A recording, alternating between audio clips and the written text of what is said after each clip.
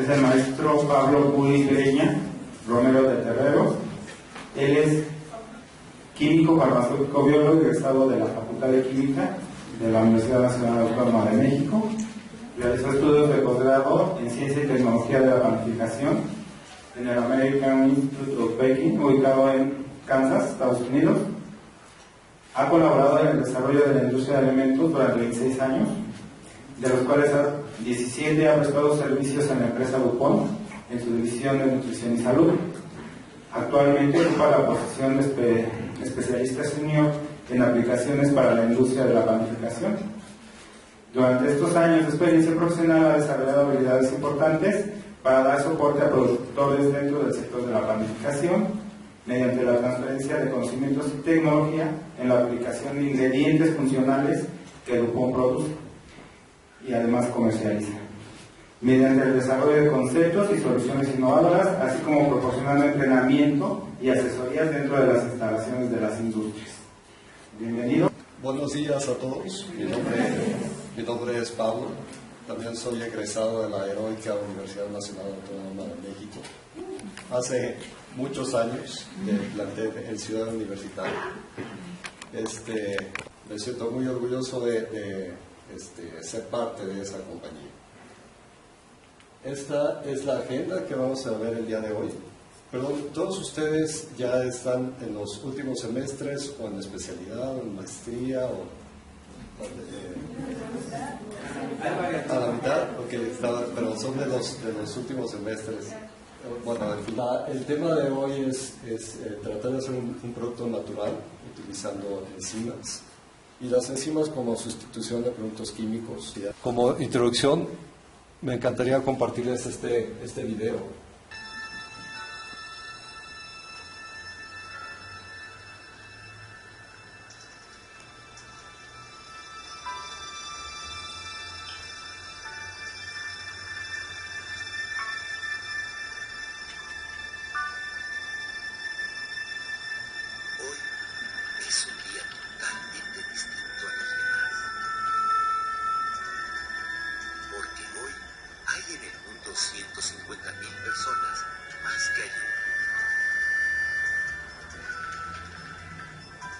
Eso significa que los retos a los que nos enfrentamos son más difíciles que los desafíos de hoy, que la necesidad de soluciones científicas es más acuciante y que colaborar para encontrarlas también lo es.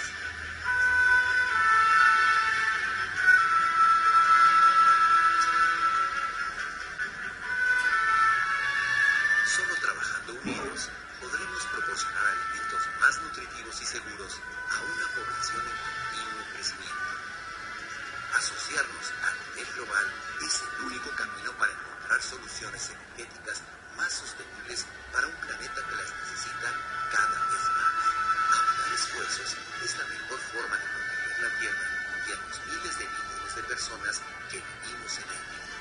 DuPont está tendiendo puentes a empresas, gobiernos y disciplinas de todo el mundo para hallar estas respuestas. Y le invitamos a unirse a nosotros. Tenga la seguridad de que no dejaremos de buscar, explorar y en definitiva colaborar hasta que podamos ofrecer una vida más saludable y segura para todos. Bienvenido a The Global Collaborative. Bienvenido a DuPont.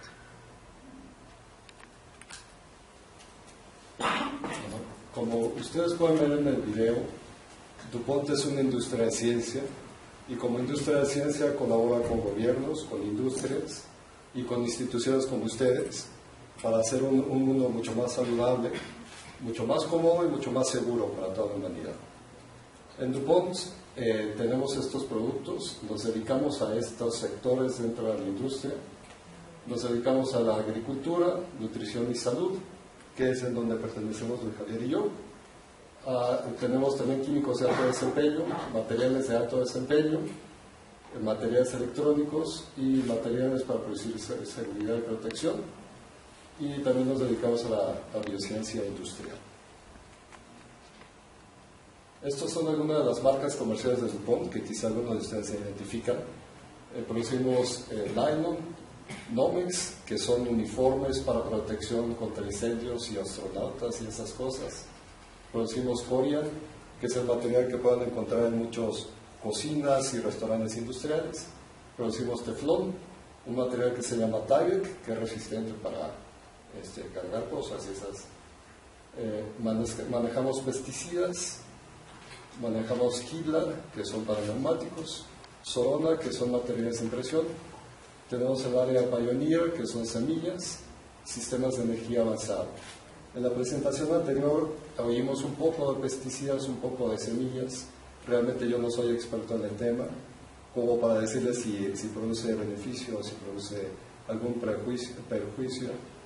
Pero con todo gusto, si tenemos el honor de ser invitados, podremos conseguir alguna persona dentro de la empresa que hable de esta área de pesticidas o de esta área de Pioneer. Si bien manejamos muchos productos químicos, el año pasado DuPont dedicó el 62% de su presupuesto para investigación para alimentar al mundo y el 13% para reducir la dependencia de combustibles fósiles, el 11% para proteger a las personas con uniformes resistentes, el 9% para productos químicos y el 5% para materiales industriales. Esto es DuPont, el área a la que nos dedicamos, de nutrición y salud. Es la unión de 3 empresas, básicamente, de Solai, que produce soya como una proteína de origen natural de alto desempeño. Danisco, que tiene un rango de ingredientes muy amplio para la industria de alimentos. Y 2 sistemas de detección de patógenos rápido por medio molecular, por detección de ADN. Estos son los productos que maneja DuPont, Nutrition and Health, y estas son las industrias a las que nos dedicamos. El día de hoy vamos a hablar específicamente de la industria de panificación y botanas. Y hablando un poco hablando de las tendencias que nos llevan a este trabajo sencillo de investigación, vamos a hablar de la percepción del mercado en el segmento de productos naturales. Y en los últimos años estas han sido las 5 tendencias principales en el área de alimentos. Como ustedes pueden ver, dentro de las 5 preferencias o las 5 tendencias o las 5 cosas que los consumidores están viendo, se están enfocando, están dentro de estas 5 los productos sin aditivos o sin conservadores y los productos que se consideran totalmente naturales. Hay que destacar otros elementos, como por ejemplo el empaque amigable o sustentable, productos bajos en o sin o reducidos en algún producto químico o en grasas trans, y bajos o sin o reducidos en algún producto alérgeno. Ahorita nos vamos a enfocar a productos sin aditivos o sin conservadores y productos totalmente naturales. Producto de panificación que sea libre de emulsificantes y libre de oxidantes químicos, utilizando enzimas, y específicamente enzimas para sustituir un emulsificante que se llama DATEM o ácido diacetil tartárico, y un oxidante químico que se llama ADA, o el nombre largo es ácido dicarbonamida. Estos 2 ingredientes son ampliamente usados en la industria de panificación, específicamente panificación industrial. En pan de caja, todos ustedes conocen muy bien cuál es la marca líder en México. Y también estamos, de acuerdo a las tendencias, presentando un antimicrobiano de origen natural como reemplazo de antimicrobianos artificiales. Aquí ya vamos a entrar en materia más científica, que yo creo que les va a interesar mucho más a ustedes, como me interesa a mí. Y vamos a hablar de lo que son los emulsificantes para masas fermentadas o emulsificantes para productos de panificación. Como ustedes seguramente saben, tenemos 2 grupos principales en la industria de la panificación. Tenemos un grupo de panes o de productos que se hacen con levado biológico, o que es una fermentación con levadura. La levadura que se utiliza en panificación es Saccharomyces cerevisiae. Es la misma levadura que utilizamos para producir cerveza. De ahí viene el aroma tan rico del pan. Y por eso va también con la cerveza. Y tenemos otro grupo de productos de panificación que es condeudado químico, condeudado mediante una reacción química de neutralización, y es mediante el uso de apodo Leonard, que todos ustedes conocen el azúcar con el nombre de Royal, que es una sal ácida y una sal básica, y produce CO2 para leudar un pastel o un panqué o producir una tortilla. Y en este caso estamos hablando de fermentación por levadura. La levadura utiliza el azúcar para fermenta el azúcar y produce gas, y el gas es retenido en el producto de panificación y se utiliza para hacer panes de molde o pan Bimbo, pan de caja, para hacer pan dulce como conchas, cornitos, etc., para hacer donas de levadura, bolillos y baguettes. Son los principales tipos de panificación. Esta es una fórmula, es el modelo que quiero utilizar para explicar cómo podemos reemplazar productos químicos con enzimas. Es una fórmula estándar de un producto de panificación, de un pan blanco, de un pan de caja, de un pan Bimbo. Y si ustedes ven, tenemos dos partes. La parte de arriba, que es una esponja líquida, es un prefermento, en donde prácticamente usamos harina, agua y levadura. Y aquí en esta parte es donde agregamos el oxidante químico, que se llama ADA o azobicarbonamida. Y tenemos también la parte de la masa. Si nos fijamos en la parte control, tenemos la parte de la masa, en donde agregamos el resto de la harina, el agua, levadura, azúcar, sal, leche, aceite. Y aquí es donde agregamos los emulsificantes de origen artificial. Utilizamos monoglicéridos destilados, que la marca comercial de DuPont es Lipodaca H300. Manejamos una mezcla de emulsificantes, específicamente DATEM, y manejamos propionato de calcio como conservador.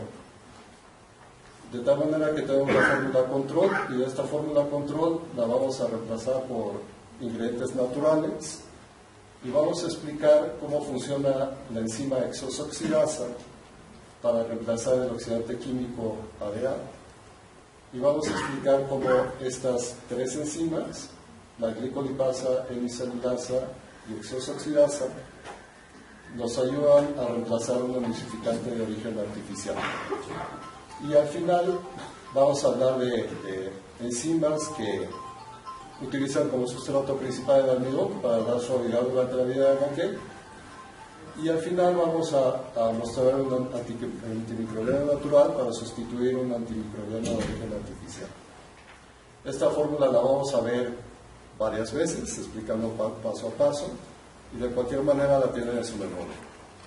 De todas maneras, si hay alguna pregunta, me gustaría que la vayan haciendo sobre la marcha. Y si no la puedo contestar, regreso con ustedes de alguna manera. Empezamos a explicar estos dos emulsificantes de origen químico, el monoglicérido destilado y el DATEM. Y para empezar hay que entender qué es una emulsión. Una emulsión, como ustedes saben, es la dispersión de dos sustancias invisibles entre sí. El ejemplo típico es que aceite en agua.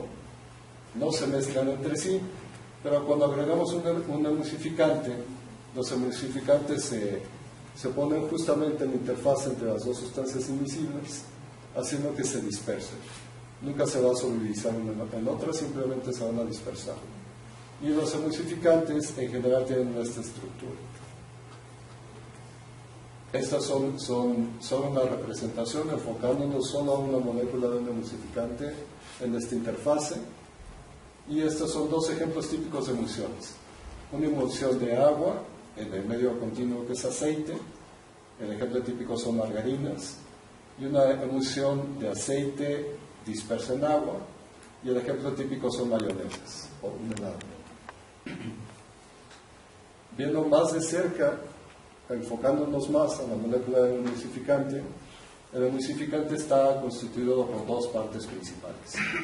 Una parte lipofílica, o una parte que se afina al aceite, que es un ácido graso, y una parte hidrofílica, o es una parte que es afina al agua. Esta es la estructura principal de la molécula del emulsificante, Y hay los diferentes tipos de emulsificantes, dependen de esta parte de aquí y de esta parte de aquí. La parte lipofílica son ácidos grasos y depende de su fuente, que puede ser una fuente animal o una fuente vegetal, va a ser la consistencia típica del emulsificante, yendo desde líquido hasta sólido, o puede ser un ácido graso saturado o insaturado, de cadena larga, de cadena corta, en fin. Y la parte hidrofílica, que puede estar esterificado con diferentes sustancias, con ácidos orgánicos, como el ácido acético, láctico, cítrico y tartárico, o con polioles, como el glicerol, poliglicerol, propilenglipolisorbitol, que dan propiedades funcionales específicas a esa molécula de emulsificante. Los emulsificantes para productos de panificación, para pan de caja, para masas fermentadas, son estos ésteres de ácidos orgánicos. Y para el caso de pastelería, para incluir aire en un batido, utilizamos este grupo de polioles esterificados en la molécula. No sé si hasta aquí vamos bien, es una explicación muy general de un emulsificante. En panificación, estas son las funciones principales de un emulsificante. El emulsificante, productos de panificación, nos ayuda a reforzar el gluten, nos ayuda a esa unión de dos proteínas que el gluten está constituido por dos proteínas, que es la gliadina y la glutenina. Cuando se unen, forman una especie de globo, y el emulsificante ayuda a formar ese globo, de tal manera que el gas producido por la levadura en la fermentación queda retenido en ese globo. Los emulsificantes nos ayudan a estandarizar una harina, es decir, a evitar esas variaciones de calidad por diferentes cosechas de trigo o por mezclas de harinas de diferente tipo. Nos ayudan a mantener una calidad constante en la harina que vamos a usar en la industria de la panificación. Y desde luego nos ayuda mucho en el proceso de panificación como tal a tener variaciones dentro del proceso, es decir, diferentes tiempos de mezclado, diferentes condiciones de horneo, diferentes mezcladoras, diferentes equipos utilizados en la industria de panificación. Vamos a entrar en el emulsificante más sencillo que utilizamos en panificación, es un monoglicérido o un monoglicérido destilado. Esta es la molécula, como pueden ver es una molécula recta. Esta es la parte del ácido graso, que está esterificado con una molécula muy sencilla que es el glicerol. Los monoglicéridos destilados reaccionan con la amilosa, que es el almidón presente en la harina de trigo, de tal manera que el monoglicérido se une en la amilosa y ayuda a la suavidad del pan durante los primeros 5 o 10 días de vida en aquel del producto. Y también ayudan a producir una miga, un migajón mucho más cerrado, mucho más blanco y que sea mucho más atractivo al consumidor. El segundo emulsificante más utilizado en la industria de la panificación son los ésteres del ácido diacetil tartárico y monoglicéridos, que tiene la sigla de LATE. Este es un reforzador muy importante. Es un reforzador que nos ayuda al volumen del pan, a la tolerancia durante los procesos de panificación y ayudan a tener un pan esponjadito y de buen volumen al final. La parte principal o la más activa de este emulsificante en panificación es este grupo carboxilo que ven aquí. Por eso hace que este emulsificante sea aniónico, al igual que el esteroilactilato de sodio. Estos dos son primos y la parte principal es el grupo que tiene la carga positiva o negativa. Y esto es porque, si se fijan, aquí está la molécula del emulsificante. Esta parte de aquí son las proteínas que forman el gluten, o la proteína principal de la harina de trigo, y por cargas electrostáticas, la parte negativa se une a la parte positiva de la proteína, y eso hace que se forme bien el gluten y que ayude a retener ese gas producido por la fermentación de la levadura. ¿Hasta aquí vamos bien? Sí. Ok. Esto fue solo una introducción brevísima a los emulsificantes químicos en la industria de la panificación, que nos va a servir como base para demostrar cómo una enzima puede ayudar a sustituir estos productos. Vamos a entrar en lo que son enzimas y vamos a hablar dentro de la fórmula o el modelo de pan blanco que estoy proponiendo. Vamos a hablar ahora de estas enzimas: hexosoxidasa, glicolipasa, hemicelulasa y amilasas y maltotetraosas. Como todos ustedes saben, una proteína está formada por aminoácidos. De tal manera, un aminoácido tiene dos grupos principales, el grupo amino y un grupo carboxilo. Cuando se unen dos aminoácidos, por el grupo amino y el grupo carboxilo, se van formando diferentes secuencias, de tal manera que podemos tener diferentes residuos. Si tenemos la unión de dos aminoácidos, es un dipéptido; si son tres aminoácidos, es un tripéptido; y si tenemos muchos residuos, a la unión de muchos aminoácidos, formamos un oligopéptido o un polipéptido, y los polipéptidos ya son proteínas. Esta es una fotografía de una secuencia de aminoácidos que forman una proteína. La estructura del espacio es determinante para la reacción de una enzima, o la disponibilidad de una enzima a un sustrato específico. Las enzimas son proteínas, y las enzimas, en términos general, son catalizadores de reacciones bioquímicas. Por ejemplo, aquí tenemos una enzima, que es una proteína, una secuencia de aminoácidos, que tiene un grupo activo, y ese grupo activo es específico a un sustrato que se llama, en este caso, la sucrosa, o un disacárido que es la sucrosa. Y lo que va a hacer esta enzima es catalizar la reacción de hidrólisis para separar este disacárido en dos monosacáridos, glucosa y fructosa. Las enzimas son sustancias altamente específicas a un sustrato. Aquí tenemos algunos ejemplos de estas enzimas o de estas proteínas específicas a proteínas, se va a llamar proteasa. O si una enzima es específica al almidón, la enzima se va a llamar amilasa. O si es específica a la gilosa, se va a llamar gilanasa. O si es específica a un lípido, se va a llamar lipasa. La actividad enzimática, como seguramente ustedes saben o han tenido experiencia, se ve afectada por todas estas cosas. Se ve afectada por la temperatura del medio ambiente, por el pH, presencia de inhibidores o activadores, por la concentración de la enzima en el medio y por la concentración del sustrato en el medio. Ahora, el sustrato del que estamos hablando en este ejemplo es la harina de trigo. La harina de trigo proviene del trigo, y estos son los sustratos principales para las enzimas en la industria de la panificación. Dentro de la harina de trigo tenemos el 80% de almidón. Una harina de trigo está constituida por el 80% de almidón, dependiendo del tipo de trigo, del 7 al 15% de proteínas. También tenemos polisacáridos no solubles, como el arabinogilano, que aunque son en proporciones muy pequeñas, es determinante la calidad de la harina de trigo por la presencia de esta cascarilla. Y tenemos del 2 al 3% de lípidos. Tenemos enzimas específicas para todos estos sustratos. Y ahora vamos a hablar de la hexosoxidasa. La hexosoxidasa como alternativa al oxidante químico ADA.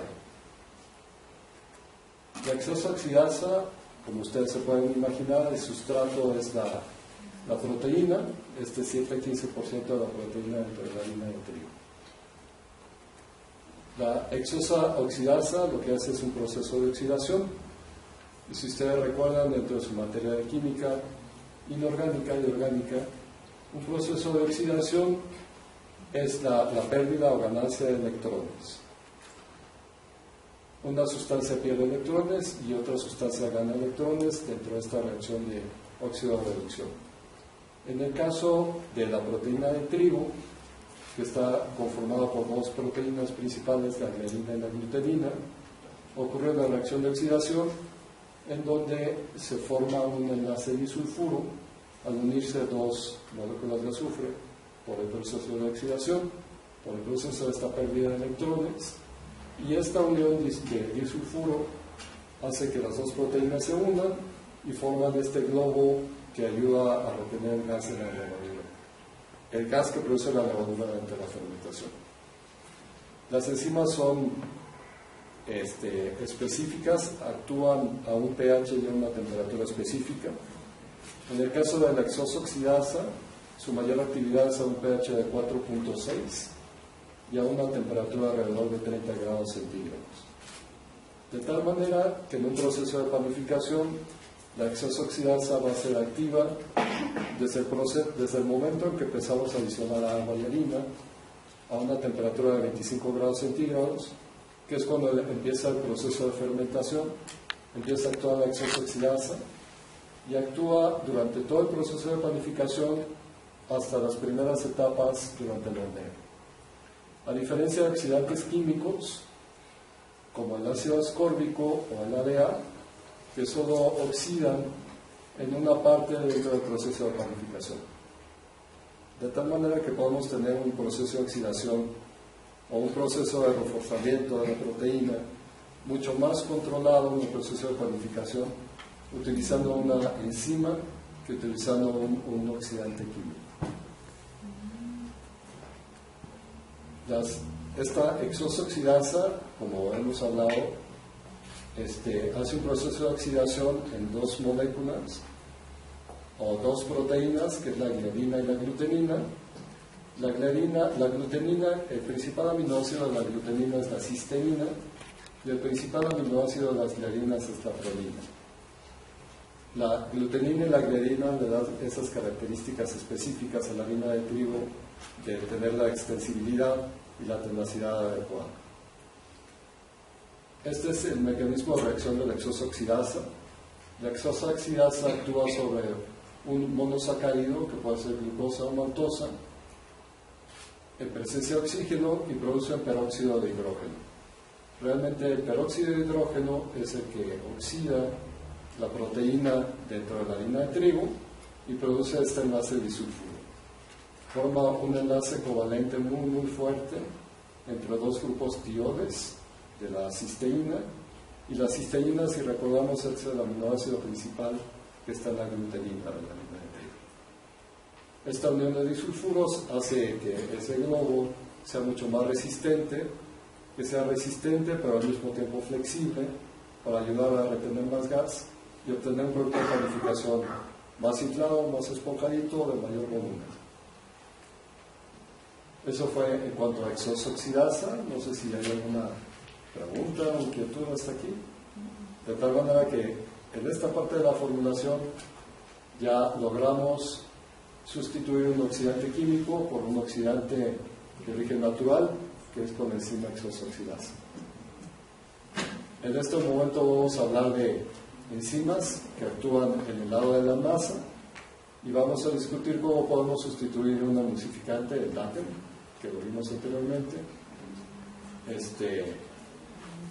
por medio de tres enzimas. Estamos hablando de un compuesto que se llama PowerBake 2015, que es una mezcla de emulsificantes y enzimas, y de un compuesto que se llama PowerBake 4215, que es una mezcla de enzimas sin emulsificantes. Esta es solo una nota para cuando lo vean ustedes en las memorias, sepan de qué estamos hablando. Vamos a hablar de estas tres enzimas en este momento, de la lipasa, ginasa y amilasa. Y estas enzimas son específicas en estos sustratos: en los lípidos de la harina de trigo, en los polisacáridos diferentes al almidón, que son no solubles, y en el almidón como tal. Empezando por la lipasa, vamos a hablar de los lípidos de la harina de trigo. Los lípidos de la harina de trigo, aunque es una proporción muy baja, se dividen en la mitad en lípidos no polares y en lípidos polares. Los que nos interesan en este caso son los lípidos polares y específicamente los glicolípidos. Y entre los glicolípidos, específicamente estas dos moléculas, el digalactosil diglicérido y el monogalactosil diglicérido. La reacción de la glicolipasa es esta. Tenemos un digalactosil diglicérido, que es esta molécula de aquí. En presencia de agua y de la glicolipasa, obtenemos una reacción de hidrólisis y se obtienen dos moléculas, un digalactosil monoglicérido y un ácido graso libre. No sé si esta molécula les recuerda algo que vimos anteriormente en esta presentación. Exacto. Es una molécula muy parecida al DATEM, muy parecida a un emulsificante de origen artificial, a un éster del ácido diacetiltartárico, de tal manera que con la reacción de la glicolipasa estamos produciendo un emulsificante in situ, y ese emulsificante in situ ayuda a reforzar la harina. Tenemos aquí el grupo polar y aquí tenemos el grupo no polar, de tal manera que ayuda a la emulsificación de dos sustancias inmiscibles. O tenemos, por cargas electrostáticas, vamos a unir la glutenina y hacer el gluten mucho más fuerte. De tal manera que con la glicolipasa vamos a producir una molécula de un emulsificante in situ. Ahora hablando de la gilanasa. La gilanasa actúa dentro de los polisacáridos diferentes al amidón. Y estamos hablando de la cascarilla de la harina de trigo. Aunque tengamos una harina blanca, siempre vamos a tener una proporción de cascarilla. Y bueno, si hablamos de una harina integral, vamos a tener mucho mayor proporción de esa cascarilla. Esa cascarilla es el arabinogilano, que está constituido del 2 al 5%, dependiendo de la harina, del tipo de harina, si es harina blanca o integral. Y esta es la molécula de este arabinogilano. La gilanasa también produce una reacción de hidrólisis en este punto y libera dos moléculas, la gilosa y la arabinosa. La cascarilla de trigo son, si ustedes lo ven al microscopio, son como agujas, y estas agujas van a tener un efecto meramente físico y van a ponchar ese globo que se está formando por la unión de glicerina y la glutenina en el gluten de trigo. Ahora, existen inhibidores en la naturaleza. En la harina de trigo o en el trigo existen dos inhibidores específicos, que es TAXI y CYP. Y estos inhibidores son moléculas que se parecen mucho al sustrato para la enzima, y si estos inhibidores están presentes en la harina de trigo, van a impedir que la gilanasa actúe, van a inhibir la acción de la gilanasa. De tal manera que DuPont desarrolló, por medio de modificación genética, modificó la estructura o la secuencia de los aminoácidos en la parte activa de la gilanasa para hacerlos no inhibidos, es decir, para evitar que esos inhibidores se adhieran en el sitio activo de la gilanasa y evitar que inhiba la acción de la gilanasa. De tal manera que cuando hablamos de una gilanasa de DuPont, es una gilanasa de origen bacteriano que se obtiene por fermentación de bacterias y es una gilanasa no inhibida. Es decir, va a actuar siempre en cualquier tipo de harina de trigo y de una manera mucho más controlada que una gilanasa de origen fungal, que si existiera esa presencia de inhibidores podría no actuar. En la industria de panificación la gilanasa es realmente muy importante porque hidroliza esa cascarilla que puede estar presente en la harina de trigo, aunque sea harina blanca. Y la hidroliza rompiendo físicamente, disminuyendo esas agujas que ponchan la harina del gluten cuando se está formando la unión de la glutenina. Y si la enzima de origen fungal está sobredosificada, puede llegar a destruir totalmente la gilanasa y producir una masa muy pegajosa, muy extensible. Pero hasta este momento es donde nos interesa el efecto de la gilanasa, es cuando se hidroliza esta cascarilla hasta este punto donde produce un efecto hidrocoloide, es decir, una goma que va a ayudar a la extensibilidad y a la tenacidad de la harina de trigo y va a evitar ese ponchamiento, por decirlo así, físico del gluten. Esto fue en cuanto a gilanasa. No sé si me estoy yendo muy rápido, si van bien. ¿Hasta aquí? Okay, de acuerdo. Ahora vamos a hablar de dos amilasas o dos enzimas que actúan en la red del almidón, y estamos hablando de amilasas que actúan en este 80% de almidón presente en la harina de trigo. Este es un dibujo del almidón.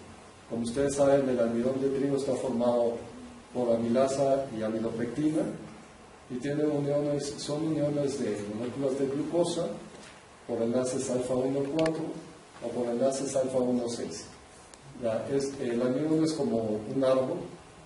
El tronco está formado por uniones alfa-1,4 y las ramificaciones o las ramas están formadas por enlaces alfa-1,6. Las enzimas, como hemos hablado, son proteínas y son específicas a un sustrato determinado, de tal manera que podemos tener varias amilasas. En este caso estamos hablando de una maltotetraosa o una enzima que corta justo cada 4 unidades de glucosa, empezando desde la parte externa del almidón, y estamos hablando de una aminoglucosidasa que corta específicamente en cada unidad de glucosa. Y esto es para explicar la aminoglucosidasa. La aminoglucosidasa, como libera solo una molécula de glucosa en el sistema, la levadura la aprovecha mucho mejor y fermenta mucho más rápido y produce gas mucho más rápido. De tal manera que podríamos eficientar el proceso de panificación reduciendo la cantidad de levadura o incluso reduciendo azúcar en la forma de panificación.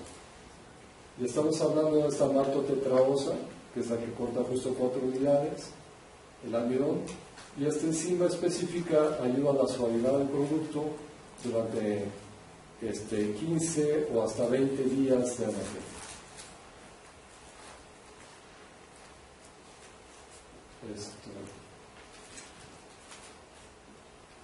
Por último, vamos a hablar de un antimicrobiano de origen natural para producir una fórmula de pan blanco mucho más amigable o libre de emulsificantes y antimicrobianos de origen químico.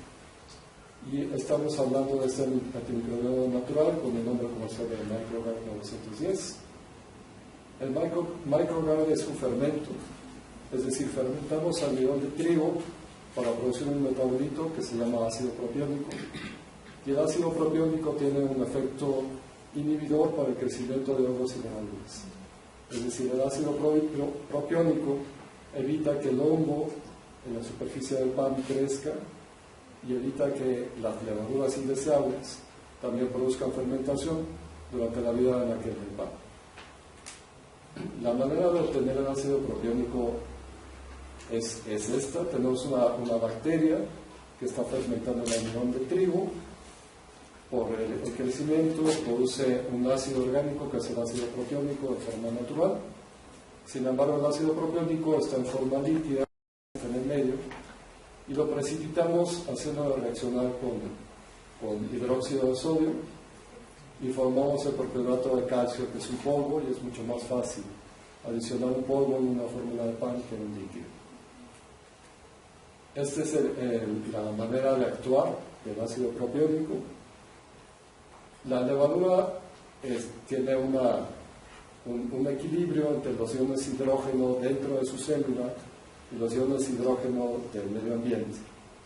El ácido propiónico se une en la pared celular de la célula del microorganismo, y el ácido propiónico penetra la célula del microorganismo, en este caso es un hongo o una levadura, y al penetrar produce un desequilibrio en los iones hidrógenos dentro de la célula. de tal manera que la célula, el microorganismo, va a estar trabajando para vaciar estos iones de hidrógeno en el medio ambiente, va a estar totalmente ocupada en mantener ese equilibrio, y al estar ocupada haciendo eso, evita el crecimiento, disminuye su crecimiento, se inhibe su crecimiento. Y es la manera en la que agregamos un ácido propiónico producido de origen natural para evitar el crecimiento de hongos y levaduras de pan. Otra vez, esta es la fórmula, ya para ver el pan físicamente cómo salió en el laboratorio de panificación. Presento otra vez la fórmula, este es el control y esta es la alternativa. Después del proceso, durante el proceso de panificación en el laboratorio manejamos una prueba que le llamamos tolerancia al shock.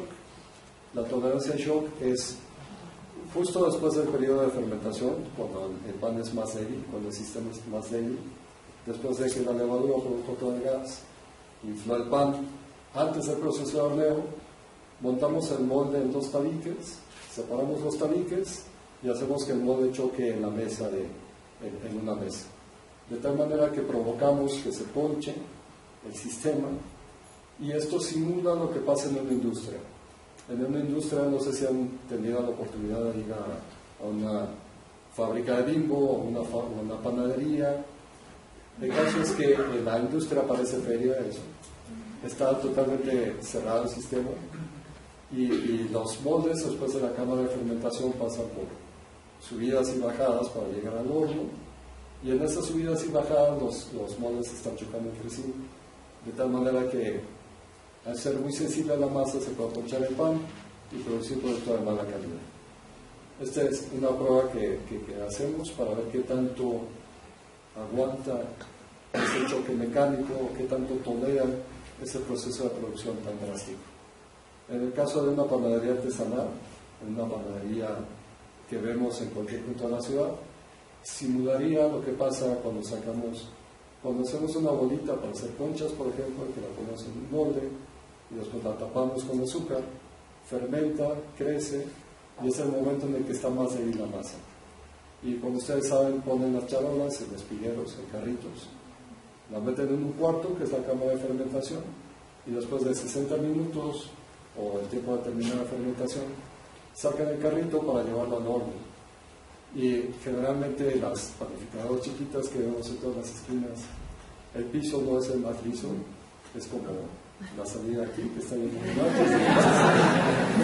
Entonces, si estamos transportando el carrito con una masa muy débil, pues el producto que está en las charolas se va a ponchar. Si utilizamos enzimas emulsificantes, hacemos un gluten mucho más fuerte y evita ese choque. De tal manera que este es el método así tan sencillo para demostrar qué tan resistente se ha vuelto la masa de pan a estos procesos mecánicos. Y aquí tenemos los resultados al utilizar un emulsificante de origen químico, que es el náter, a 0.3% en vaselina, y esta mezcla de enzimas en un porcentaje de 0.1%. Esta es una gráfica de volumen específico sin producir ese choque mecánico, y una gráfica de volumen específico de la masa después del choque. Como ustedes pueden ver, es muy tolerante el pan que se obtuvo utilizando solo enzimas, aunque el volumen específico sin shock, que realmente no representa lo que veríamos en industria, más bien lo que representa lo que veríamos en industria en una panadería artesanal, es esta gráfica de aquí. Entonces, si ustedes pueden ver, así como entró el pan, así como salió de la cámara de fermentación con ese volumen, después de pasar por 100.000 baches y al llegar al horno, nunca se bajó, nunca se ponchó. Y aquí tenemos esas fotografías de esos panes.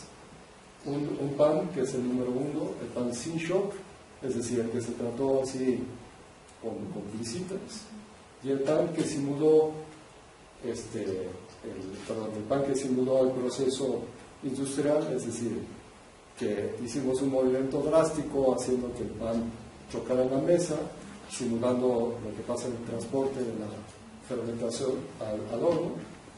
Y como pueden ver ustedes, es un pan muy estable, Es decir, el volumen del pan sin el shock o tratado con pincitas, y el que se trató con el shock, porque simuló ese procedimiento industrial, el volumen es exactamente igual.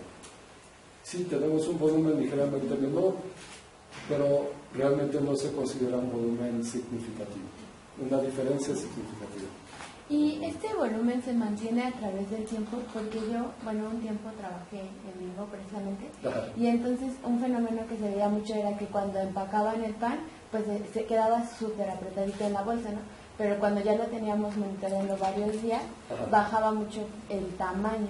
Entonces, algunos de esos productos también los usábamos. No sé ahorita cómo está, ¿verdad? Porque ya pasa tiempo. Ajá. Pero en esa alternativa que usted nos muestra, ¿ese volumen se mantiene a través del tiempo? Por ejemplo, en la vida de Anaquel y todo eso, ¿o también va Sí. disminuyendo? Pero no La idea tanto. es mantener este volumen dentro de la vida, durante la vida de Raquel, y para esto no son estas enzimas reforzadoras de las que estamos hablando, más bien para mantener el volumen durante la vida de Raquel se utilizan otras enzimas como no son enzimas, más bien son compuestos químicos como monoglicéridos destilados, los que hablamos que forman ese complejo con el almidón, y ayudan a mantener la estructura del pan durante el proceso de horneo durante la vida de Raquel. O también podemos usar algunos hidrocoloides, como carboximetilcelulosa o goma guar, que va a ayudar a mantener el pan húmedo durante la vida de Raquel. Porque mucho de ese pan que usted ve si se encoge es por pérdida de humedad o pérdida de agua, y un hidrocoloide dentro del sistema va a mantener ese equilibrio. Entonces sí es otro mecanismo, no es un mecanismo enzimático, pero sí Vigo mantiene el volumen por otros medios. Pero bueno, regresando un poco a enzimas, esto demuestra que una combinación de enzimas, o sugiere que una combinación de enzimas pueda reemplazar al oxidante químico data. Y esta es la estructura interna, es decir, un pan hecho en un molde cerrado. Este es el pan con el emulsificante químico, y este es el pan con la mezcla de enzimas. Si ustedes pueden ver, la estructura de la miga es muy parecida, y vaya, podemos obtener un pan de la misma calidad utilizando productos naturales. ¿Pero es más caro? ¿O en costos? No, Necesariamente. existe la percepción de que por ser enzimas va a ser el producto más caro. No. Si usted compara el precio como tal de un emulsificante o una enzima, el precio va a ser mucho más alto de una enzima. Estamos hablando, no sé, de $2 por kilo de un monoglicérido destilado, por decir algo, y de $20 por kilo de una enzima. Pero el emulsificante se utiliza en porcentaje, es decir, utilizamos 0.3% en base de un emulsificante, y una enzima, dependiendo de su concentración, la manejamos en partes por millón. Entonces, si es el cálculo del costo en uso, poniendo el costo multiplicando por la dosis, el costo en uso de una enzima, aunque sea más cara, la dosis es mucho menor y el precio puede ser igual o hasta más barato. Pues bueno, eso es todo lo que tengo realmente. Acelera la fermentación. Podríamos acelerar el proceso de producción utilizando la misma cantidad de levadura y que el pan fermente, que llegue a su volumen en un tiempo menor. Doctor, En el caso de otros granos, ¿es posible usar o supone está trabajando con algunas enzimas para otros usos, por ejemplo, almidones modificados o obtención de biodiesel o de algún tipo de combustible a partir de Sí, sí, desde luego uno de los enfoques del PONTE es reducir la dependencia de materiales fósiles por medio de fermentación para producir etanol o producir otros biocombustibles. Sí. Y en parte de alimento, bueno,